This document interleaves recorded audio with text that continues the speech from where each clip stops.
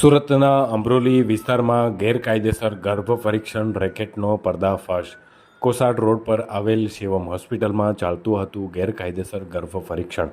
જિલ્લા આરોગ્ય અધિકારીની ટીમ દ્વારા છટકું ગોઠવવામાં આવ્યું. રૂપિયા લઈ અને ગર્ભ પરીક્ષણ કરતું હોવાનું બહાર આવ્યું. તબીબ હિતેશ જોશીની ધરપકડ કરવામાં આવી અને એક સોનોગ્રાફી મશીન પણ સીલ કરવામાં આવ્યું છે. BHMSની ડિગ્રી હોવા છતાં ગર્ભ પરીક્ષણ કરવામાં આવતું હોવાનો ઘટસ્ફોટ.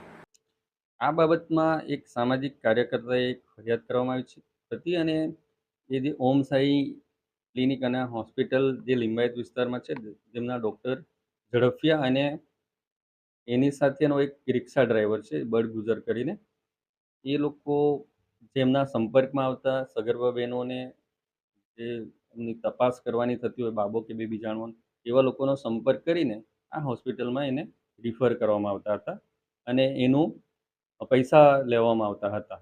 એટલે એ જે ડૉક્ટર વિજય ઝડફિયા અને એની નીચેના 2-3 વ્યક્તિઓ છે, એનું જે રેકેટ બહાર પાડ્યું છે અમે, અને એમના નિવેદનમાં આવ્યું છે, સચોટ એ લોકોએ માહિતી આપી છે કે શિવમ હોસ્પિટલમાં ગર્ભ પરીક્ષણ માટે મોકલવામાં આવતા હતા.